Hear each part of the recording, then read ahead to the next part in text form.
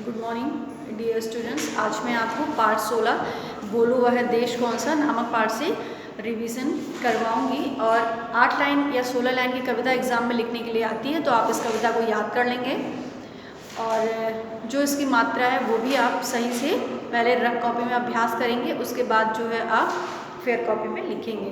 किसने सबको पंथ दिखाया, जो भी आया गले लगाया, शांति सभ्यता का जो प्रहरी, गौरव का परिवेश है, बोलो वह है देश कौन सा, वह तो भारत देश है। जिसकी ममता मैं माटी में, जिसकी फूल भरी घाटी में, मान गई है सारी दुनिया कोई बात विशेष है, बोलो वह है देश कौन सा, वह तो भारत देश है। जिसके पांव पखारे सागर, दर्पण जिसे दिखाए अंबर, जिसके उत्तर में चांदी का नीलम जड़ा नगेश है, बोलो वह है देश कौन सा, वह तो भारत देश है। अलग अलग है जिसकी भाषा, किंतु एक उसकी अभिलाषा, अलग अलग है उसकी बोली, किंतु एक संदेश है, बोलो वह है देश कौन सा, वह तो भारत देश है। ये दामोदर अग्रवाल ने लिखा है और इस पाठ से हमें शिक्षा मिलती है कि हमको अपने देश पर गर्व करना चाहिए।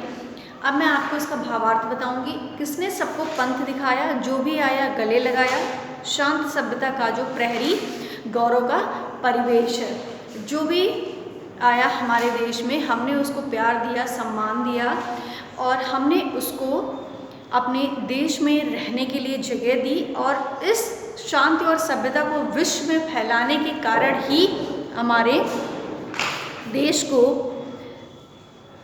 महत्व दिया गया है।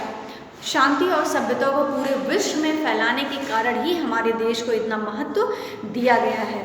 बोलो वह है देश कौन सा, वह तो भारत देश है। जिसकी ममता मैं माटी में, जिसकी फूल भरी घाटी में, जिसकी जो यहाँ की मिट्टी ममता से युक्त है और इसकी फूल भरी घाटियाँ यहाँ पे प्रसिद्ध हैं और मान गई है सारी दुनिया कोई बात विशेष है, बोलो वह है देश कौन सा, वह तो भारत देश है। यहाँ पे ममता से युक्त यहाँ की जो मिट्टी है और फूलों से भरी जो घाटियाँ हैं, कुछ तो ऐसी बात विशेष है जिसके कारण लोग भारत देश के प्रति जो है आकर्षित होते हैं। तो हम कह सकते हैं कि बोलो वह है देश कौन सा, वह तो भारत देश है। जिसके पांव पखारे सागर, दर्पण जिसे दिखाए अंबर, जिसके उत्तर में चांदी का नीलम जड़ा नगेश है, बोलो वह है देश कौन सा, वह तो भारत देश है। जिसके पांव पखारे सागर, जिसके पैर को छूता हुआ और जिसके उत्तर में चांदी का नीलम जड़ा नगेश है, वो देश कौन सा है, वो भारत देश है।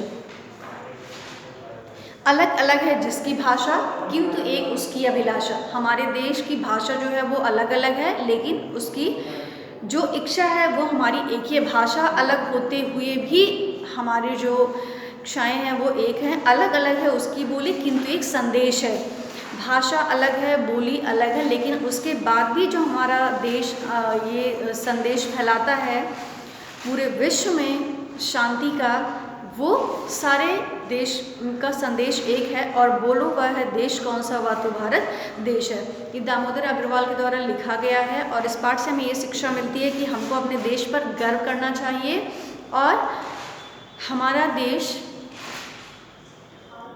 सबसे, हम कह सकते हैं कि जो भी इस हमारे देश में कई प्रकार के लोग रहते हैं, अलग अलग भाषाएं बोली जाती हैं, अलग अलग बोलियां हैं, लेकिन उसके बाद भी हमारे देश में अलग अलग बोली, अलग अलग भाषा होते हुए भी हमारा देश जो और वो संदेश देता है, वो शांति को विश्व में फैलाने के मुख्य भूमिका के कारण ही इसको शांति और सभ्यता का पहरेदार कहा जाता है। और भारतीय संस्कृति की अगर हम विशेषताएं लिखना चाहेंगे कि हमारे देश की क्या, तो विश्व बंधुत्व और अनेकता में एकता, ये हमारे भारतीय संस्कृति की दो प्रमुख विशेषताएं हैं। पहली विशेषता ये है अनेकता में एकता और दूसरी विशेषता विश्व बंधुत्व। और मौखिक उत्तर दीजिए। फूलों की घाटी किस प्रदेश में स्थित है? उत्तराखंड। केरल राज्य की भाषा कौन सी है? मलयालम। देश का प्रहरी किसे कहा गया है? हिमालय। देश का सबसे बड़ा देश का प्रहरी किसे कहा गया है? और ये आपका मौखिक उत्तर दीजिए। यहाँ तक आप कंप्लीट कर लेंगे।